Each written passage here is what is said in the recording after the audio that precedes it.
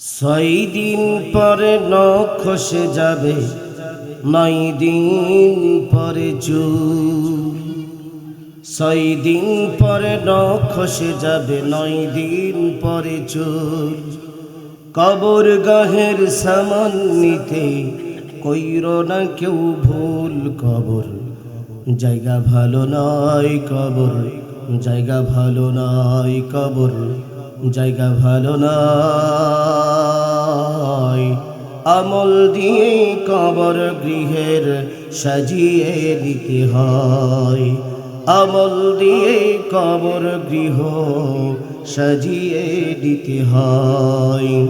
6 দিন পরে নখ খসে যাবে, 9 দিন পরে চুল। 6 দিন পরে নখ খসে যাবে, 9 দিন পরে চুল। কবর গাহের সামান নিতে কইরো না কেউ ভুল। কবর জায়গা ভালো নয়, কবর জায়গা ভালো নয়, কবর জায়গা ভালো নয়। আমল দিয়ে কবর গৃহ সাজিয়ে নিতে হয়। 17 দিনে পেট ফেটে শেষ প্রকার খাদ্য হবে। 60 দিন পর গোশ থাকবে না, কঙ্কাল পরে রবে। 17 দিনে পেট ফেটে শেষ প্রকার খাদ্য হবে। 60 দিন পর গোশ থাকবে না, কঙ্কাল পরে রবে। 90 দিনে হাড়গুলো সব, 90 দিনে হাড়গুলো সব আলাদা পড়ে রয়। কবর জায়গা ভালো নয়, কবর জায়গা ভালো নয়, কবর জায়গা ভালো নয়। আমল দিয়ে কবর গৃহ সাজিয়ে দিতে হয়, আমল দিয়ে কবর গৃহ সাজিয়ে দিতে হয়। দেহের চেয়ে এখানে বড় লোভ লালসার পাহাড়। হিংসাই জ্বলে বিবেক হলো নফসের কালো আহার। ঠিক কিনা? যতটা না দেহ তার চাইতে অহম বড়, ঠিক কিনা? দেহের চেয়ে অহম বড় লোভ লালসার পাহাড়। হিংসাই জ্বলে বিবেক হলো নফসের কালো আহার। আমার কারণ সব হারিয়ে, আমার কারণ সব হারিয়ে পরিণতি পরিচয়। কবর জায়গা ভালো নয়, কবর জায়গা ভালো নয়, কবর জায়গা ভালো নয়। আমল দিয়ে কবর গৃহ সাজিয়ে দিতে হয়। ঠিক কিনা? কিয়ামতের দিন কে ডাক দেবেন, বান্দারে আমার কাছে তো এসেছ। ও বান্দা শুনে নাও, তুমি কত গুনাহ করেছো। তোমার গুনাহ যদি 1 আকাশ পরিমাণ হয়ে যায়, 1 আকাশ পরিমাণ গুনার ভিতরে যদি এই গুনার ভিতরে যদি শিরিক না থাকে, হাদিসে কুদসিতে এসেছে আল্লাহ রাব্বুল আলামিন বান্দাকে ডাক দিয়ে বলে, বান্দারে 1 আকাশ গুনাহ আমি আল্লাহর কাছে কিছু না। যদি এই গুনার ভিতরে শিরিক না থাকে, আমি আল্লাহ রাব্বুল আলামিন 1 আকাশ মাগফিরাত নিয়ে বান্দার সামনে হাজির হয়ে যাব। সুবহানাল্লাহ। আগামীকাল সকালবেলা সুবহানাল্লাহ বলে গুনাহ নাকি? পাপও হবে বোধহয়। হুজুররা না বললে বোধহয় হুজুরদের সব হবে, ঠিক না? ঠিক না? সুবহানাল্লাহ, আলহামদুলিল্লাহ। এই জিকিরগুলো কার? আমার বাবার সম্পত্তি না বলতেছি নাকি? আমার ভালো না লাগতে পারে আপনার, এই তাসবিহগুলো আমার আপনার বাবার না। এই জবানের শক্তি যিনি দিয়েছেন তিনি কে? এই জবানের হিসাব যিনি নেবেন তিনি কে? কঠিন কিয়ামতের আদালতে এইরকম একটা কিতাব আপনারে দেবে আর ডাক দিয়ে বলবে, ইকরা কিতাবাকা কাফা বিনাফসিকাল ইয়াউমা আলাইকা হাসিবা। পড়ো, তুমি দুনিয়াতে কি কি কাজ করছো সব রেকর্ড হয়ে আছে। তাহলে আমরা সেই দিন পার পাবো? পাবো না। যাই হোক, আমি আলোচনার বিষয়টা হচ্ছে 2টা জিনিস। কয়টা জিনিস? শিরক মুক্ত ঈমান আর বিদআত মুক্ত আমল লাগবে। কয়টা জিনিস লাগবে? আচ্ছা বলেন তো দেখি, জান্নাতে যাইব এরকম ব্যক্তি এখানে আছে, আর জান্নাতে যাইব না এরকম ব্যক্তি কি এখানে আছে? কথা বলেন। জান্নাতে যাইতে চান, জান্নাতে যাইবেন না এরকম ব্যক্তি তো নাই। পাগল, কানা, বোবা, বয়রা, ল্যাংরা, লুলা, তাদেরকেও যদি বলেন যে জান্নাতে যাবে, জান্নাতে তো অবশ্যই যাব, কারণ জান্নাত হচ্ছে চিরস্থায়ী শান্তির জায়গা, ঠিক কিনা? আমার ভাইয়েরা, জান্নাতে যেতে হলে এই দুনিয়াতে জান্নাতের মাল কামাতে হবে। আপনি যদি দোকান দেন, দোকানে যদি পুঁজিবারটা যদি না উঠান, দোকানে কি আপনার কাস্টমার আসবে নাকি বলেন? দোকানে মাল তুলতে হবে, এরপরে বেচাকেনা করতে হবে, লাভবান হলে সংসার ভালো চলবে, ঠিক কিনা বলেন? এই দুনিয়ার জমিনটা হচ্ছে একটা ব্যবসাখানা। এই ব্যবসা হচ্ছে আল্লাহর সাথে মুমিনের লেনদেন হয়। আল্লাহ রাব্বুল আলামিন বান্দাকে যেই সিস্টেম জানিয়ে দিয়েছে, পূর্ণাঙ্গ জীবন ব্যবস্থা হিসেবে যেই কিতাবটা দিয়েছেন, সেই কিতাবের বাহিরে যদি চলাফেরা করে তাহলে ফলাফল হবে শূন্য। আর কোরআনটা মেনে যদি জীবন পরিচালনা করে, ওই বান্দার জীবনটা হবে সুন্দর, আখিরাতমুখী, মুমিন হয়ে দুনিয়া থেকে মারা যাবে। মুমিনদের জন্য আল্লাহ সুসংবাদ দিলেন, ইন্নাল্লাহ হাশতারা মিনাল মুমিনিনা আনফুসাহুম ওয়া আমওয়ালাহুম বিআন্না লাহুমুল জান্নাহ। সুবহানাল্লাহ বলবেন না? আল্লাহ বলছেন, নিশ্চয় যারা মুমিন হবে, আমি আল্লাহ রাব্বুল আলামিন পৃথিবীতে মুমিনের সঙ্গে ব্যবসা করব। মুমিনের সঙ্গে আমার ব্যবসা হলো, মুমিনরা আমার সঙ্গে ব্যবসার পার্টনার। ব্যবসা করতে মূলত চারটা জিনিস লাগে। কি লাগে? অর্থ লাগে, পুঁজি ছাড়া কি ব্যবসা হয়? মাল লাগে, ক্রেতা লাগে, বিক্রেতা লাগে, এরপরে আপনার সম্পদ লাগবে, পণ্য লাগবে, আর নির্ধারিত একটা জায়গা লাগবে। কথা বলেন ঠিক কিনা? এছাড়া কি ব্যবসা করা সম্ভব? আমার ভাইয়েরা, এই জায়গায় মুমিনের সঙ্গে যিনি ব্যবসা করেছেন তিনি হলেন আল্লাহ, আমার আল্লাহ রাব্বুল আলামিন। তিনি হলেন ক্রেতা আর বিক্রেতা হলো মুমিন। সুবহানাল্লাহ জোরে বলেন। এবার বলেন, মাল লাগবে, মাল ছাড়া কি কেনা যায়? আল্লাহ বলেন, তাহলে আল্লাহ রাব্বুল আলামিন কি কিনবেন? আল্লাহ রাব্বুল আলামিন রাখতে বললেন, মুমিনের কাছে যেই মাল সম্পদ আছে, সেই মাল সম্পদটা সাধারণ মাল সম্পদ না, আবার সেই মাল সম্পদের মালিক মুমিনও না। কিসের জন্য আল্লাহ বলছেন? আনফুসাহুম ওয়া আমওয়ালাহুম। নাম্বার 1 হলো মুমিনের জান আর মুমিনের মাল। এই দুইটা জিনিস আমি আল্লাহ কিনে নিয়েছি। আপনাদের প্রশ্ন আসতে পারে, জান আল্লাহর, মাল আল্লাহর, তাহলে আল্লাহ কিনলোটা কি? প্রশ্ন আসে না? হুজুর ঘুমায় না, খালি একটু কথাবার্তা বললেন। কি জানও আল্লাহর, মালও আল্লাহর, তাহলে আল্লাহ কিনলোটা কি? আল্লাহ রাব্বুল আলামিন কিনেছে হচ্ছে বান্দার ইচ্ছা শক্তি। বান্দার ইচ্ছা হলে মসজিদে যেতে পারে, ইচ্ছা না হলে মসজিদে যেতে পারে না। ইচ্ছা হয়েছে অসহায় মানুষের পাশে দাঁড়াইছে, টাকায় ভরপুর ঘর বাড়ি সবকিছু সুন্দর করে সাজিয়েছে, কিন্তু বান্দা অপরের প্রতি খেয়াল রাখে না, তার মানে তার ইচ্ছা হয় নাই। এই জন্য বান্দার কাছ থেকে জানো আল্লাহর, মালও আল্লাহর, আল্লাহ যেটা কিনেছে সেই জিনিসটার নাম হচ্ছে ইচ্ছা শক্তি। মানুষের সদ ইচ্ছা থাকলে সব কিছু করা সম্ভব, ভালো কাজ করা সম্ভব। সদ ইচ্ছা যদি না থাকে, ভালো কাজের ভিতরে নিমজ্জিত হওয়া সম্ভব। এই জন্য বান্দার জন্য আল্লাহ যেটা কিনেছেন সেই জিনিসটা না হচ্ছে ইচ্ছা শক্তি, ঠিক কিনা? আমার ভাইয়েরা, আমার বন্ধুরা, এখন জায়গা কোনটা? নির্ধারিত একটা জায়গা তো লাগবে। আল্লাহ রাব্বুল আলামিন ডাকতে বলছেন, ইন্নাল্লাহা ইশতারা মিনাল মুমিনিনা আনফুসাহুম ওয়া আমওয়ালাহুম বিআন্না লাহুমুল জান্নাহ। আমাদের থেকে জিনিসটা কিনলেন, একটা আমাদের তো সম্পদ লাগবে, টাকা ছাড়া কি দেয় মাল? এবার আল্লাহ তো আমাদের টাকা দেবে না, আমাদের যেই জিনিসটা দেবে সেই জিনিসটার নাম হচ্ছে জান্নাত। সুবহানাল্লাহ বলে। সেই জিনিসটার নাম কি? জান্নাত।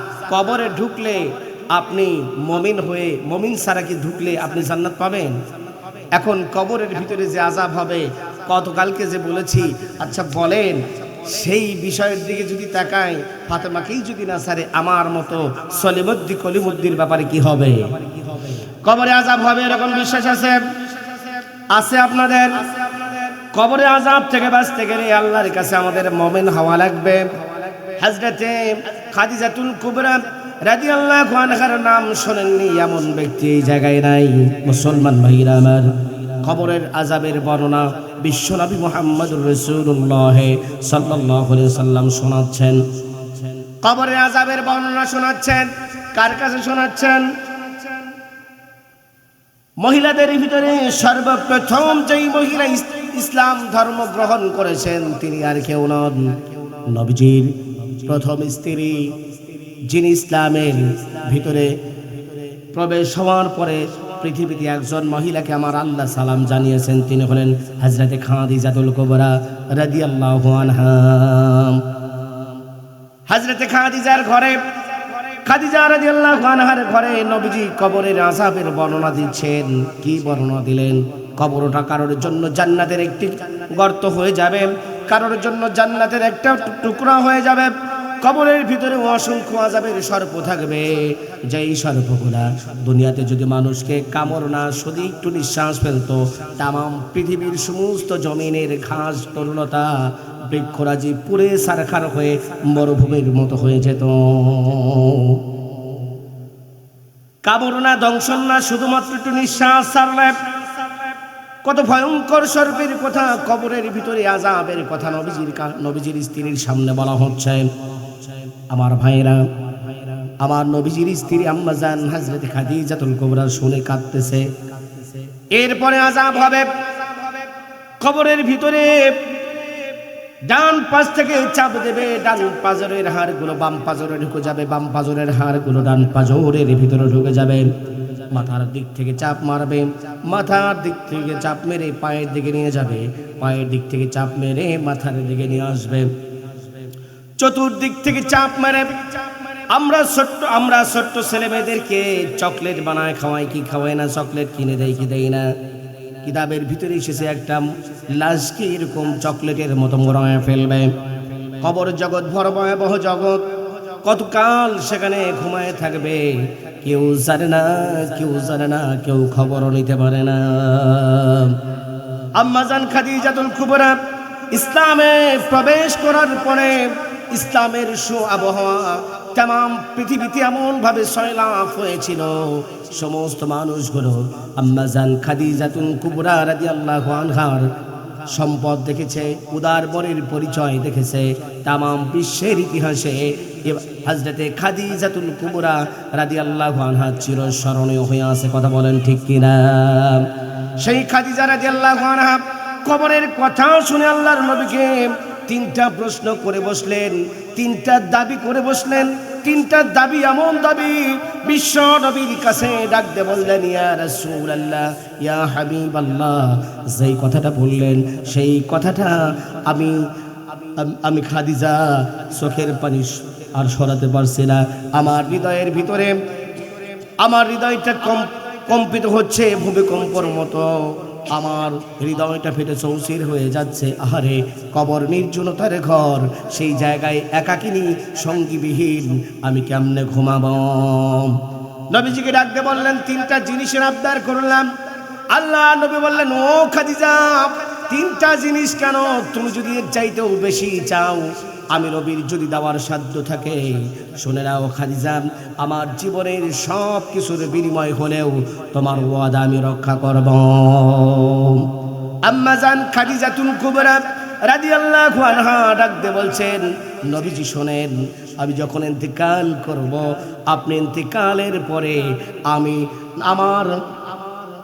আমি খাদিজার জানাজাটা কোনো মানুষ তো পড়াবে না, আপনি পড়াবেন। সুবহানাল্লাহ, জোরে বলেন। ঠিক আছে, হয়ে যাবে। নাম্বার 2, দুনিয়ার কোনো মার্কিন কাপড়ের কোনো কাপড় দিয়া আমি খাদিজার শরীরের দাফন সমাধা করবেন না, কোনো কাপড় দিয়ে আমার জড়াবেন না, কোনো মার্কিন কাপড় আমার শরীরে পরাবেন না। আপনি আপনার মুখ থেকে শুনেছি, হাদিস শরীফের ভিতরে এসেছে, নবীজি যেই রাস্তা দিয়ে হাঁটতেন, সেই নবীজি রাস্তা দিয়ে হাঁটলে ঘাম ঝরাতো, আর ঘাম মোবারক এই পাঞ্জাবির ভিতরে লেগে থাকতো, জুবার ভিতরে লেগে থাকতো, আর সেই ঘামের সুগন্ধ 40 দিন পর্যন্ত মানুষ সেই ঘ্রাণগুলো পেতে থাকতো। কোন সুবহানাল্লাহ। নবীজির ঘাম মোবারক মিশকে আম্বরের চাইতেও সুগন্ধি। আল্লাহ নবী বিশ্ব নবীকে ডাকতে বলছেন, আমার প্রাণের স্বামী, আপনি আমাকে 2 নাম্বার যেই জিনিসটা দেবেন, দুনিয়ার কোনো দোকানের কাপড় আমার দেবেন না, আমার যেই জিনিসটা দেবেন আপনার শরীর থেকে আপনার পরনের একটা জুব্বা দিয়া আমার কাপড়টা পরায় নেবেন। কোন সুবহানাল্লাহ। 3 নাম্বার যেই জিনিসটা আবদার আমি করলাম, সেই জিনিসটা হলো, শুনেছি কবরের ভিতরে কেরামান কাতিবিন আসে, মুনকার নাকির ফেরেশতা আসে। কেরামান কাতিবিন কাঁদতে থাকে, আর মুনকার নাকির ফেরেশতা কবরে প্রবেশ করে। ওই 2 জন ফেরেশতা প্রশ্ন করবে, মার রব্বুকা ওয়া মান নাবিয়ুকা ওয়া মা হাযার রাসূলু বুইস্তু ইলাইহি। এই প্রশ্ন করে যখন ছুড়ে দেবে, আমি কিন্তু সহ্য করতে পারবো না। আমি আল্লাহর কাছে আপনার জন্য ফরিয়াদ করে যাই, আমার প্রশ্নের উত্তরগুলো আপনি নবী মুহাম্মদুর রাসূলুল্লাহ আপনি আমাকে করে দেবেন। আরেকটা কথা বলেছে, কবরে যখন দাফন করাবেন, কবরের ভিতরে নামাইয়া আপনি একা আমারে নামাই দিবেন। সুবহানাল্লাহ। সরে বলে আম্মা জানাই হযরতে খাদিজাতুল কুবরা রাদিয়াল্লাহু আনহার কথা শুনে আল্লাহ নবী চোখের পানি ছেড়ে দিয়ে ডাক দিয়ে বলছেন, খাদিজা রে, তুমি যেই কথা বললা, তুমি যে আদেশ দিলা, যেই আমার কাছে যেই 3টা জিনিসের আবদার করলা, খাদিজা রে, তুমি তো সেই সময়কার স্ত্রী, যেই সময়ে মক্কা নগরীতে আবার দেখার কেউ ছিল না। চতুর্দিক থেকে নির্যাতনের স্টিম রোলার আমি নবীর উপরে চলতো। চতুর্দিক থেকে গ্লানি আর গ্লানি, ক্লান্তি আর ক্লান্তির পরিবেশের ভিতরেও এই কোরআনের বাণী প্রচার করেছি। দিনকে দিন, মাসকে মাস, বছরকে বছর। আমি রাত গভীর হয়েছে, দিনের দাওয়াত দিয়ে যখন রাত্রি 12টা বেজে গেছে কিংবা 1টা বেজে গেছে, আমি তোমার দরজার সামনে কোরআন এনেছি, একটা মাত্র টাকা দিয়েছি, তুমি বলেছো লাব্বাইক ইয়া রাসূলুল্লাহ, লাব্বাইক ইয়া হাবিবাল্লাহ। আমি বুঝতে পেরেছি, ও খাদিজা, তুমি তো সেই মহিলা রাত 12টার পরেও স্বামীর জন্য দরজায় ট্যাক লাগায় দাঁড়ায় থাকতা, ঘুমাতারা। ও খাদিজা, আমি যখন উহুদ পাহাড়, গারে সর, আমি যখন হেরা পর্বতে আল্লাহর ধ্যানে মগ্ন থাকতাম, সেখানে ওহী নাজিল হতো। এত বিশাল বড় পাহাড়, সেই পাহাড়ে তুমি রান্নাকৃত খাবার আমার জন্য আস্তে আস্তে করে উঠায় নিয়ে যাইতা। আমার আল্লাহ ফেরেশতার মাধ্যমে, ও খাদিজা, তোমার ব্যাপারে আল্লাহ রাব্বুল আলামিন ডাকতে বলে, तमाम পৃথিবীর সমস্ত নারী যারা আছে তাদের ভিতর থেকে এই গুণটা দেখে, যিনি আখিরি জামানার পয়গম্বর জনাবে বিশ্বনবী মুহাম্মদুর রাসূলুল্লাহ যেখানে ধ্যানে থাকেন, কোরআন নাজিল হয়, সেই জায়গায় তুমি গিয়েছো। বৃদ্ধা মানুষ উঠতে পারো না, আস্তে আস্তে তিল তিল করে উপরে ওঠো, কত যে কষ্ট তোমার হয়েছে। আল্লাহ নবীকে হযরত জিবরিল আমিন ডাকতে বলেন, ইয়া রাসূলুল্লাহ, ইয়া হাবিবাল্লাহ, আল্লাহ রাব্বুল আলামিন পৃথিবীতে একজন মহিলাকে সম্মানিত করলেন সালামের মাধ্যমে। কি দিলেন? সালাম দিলেন স্বয়ং আল্লাহ তাআলা। সুবহানাল্লাহ, জোরে কোন। আমাদের দেশের খাদিজারা আছে, কয়দিন কার কাছে কয়টা সালাম পাইছে বলেন?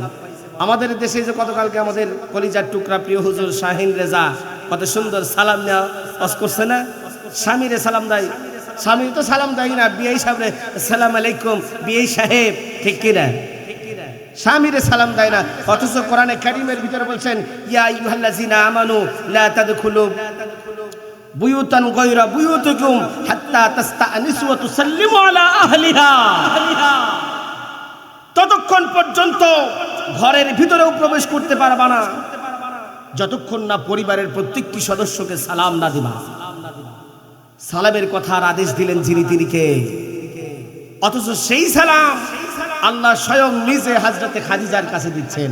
সুবহানাল্লাহ, কইতে ইচ্ছে করে না? আমার ভাইয়েরা, বিশ্বনবী মুহাম্মদুর রাসূলুল্লাহ সাল্লাল্লাহু আলাইহি সাল্লাম ডাক দিয়ে বলছেন, ও খাদিজা, তুমি তো সেই খাদিজা মক্কা নগরীতে যেই জায়গায় আমার কোনো দাম ছিল না। মক্কা নগরীতে চতুর্দিকে ধনাঢ্য ব্যবসায়ীরা তোমার এই কলঙ্কের বোঝা চাপিয়ে দিয়েছিল।